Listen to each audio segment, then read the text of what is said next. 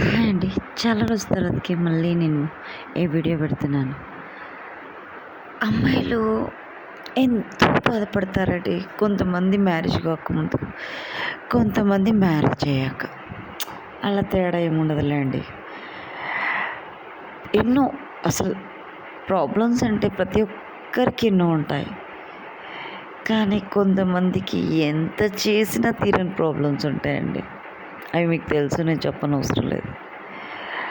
నేను ఒక్కటే చెప్తున్నాను ఆడపిల్లలకి, ధైర్యంగా ఎదుర్కోవాలి కానీ ఆ ప్రాబ్లమ్స్కి భయపడి కుప్పలా పడిపోవద్దు, కుప్పకూలొద్దు ఎప్పుడైనా. ఎందుకంటే వాటిని ఎదుర్కోవాలి. ఆ ఆడదంటేనే శక్తి, ఆదిశక్తి. మరి శక్తి అన్నప్పుడు ఏం చేయాలి? నీతిగా, నిజాయితీగా ప్రాబ్లమ్స్ని ఎదుర్కోవాలి. వీళ్ళు మన కళ్ళ ముందు చీమంత అని అనుకోవాలి. మరీ అంత ఓవర్ కాన్ఫిడెన్స్ కూడా ఉండకూడదు.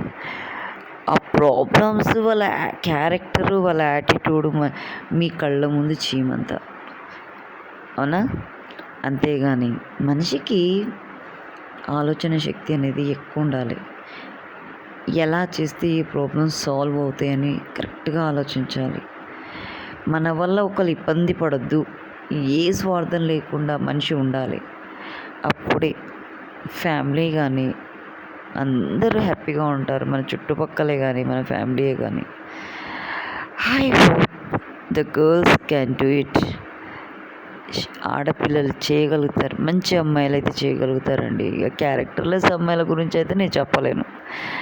క్యారెక్టర్ ఉన్న అమ్మాయిలు అయితే చేయగలుగుతారండి. I hope they will do it.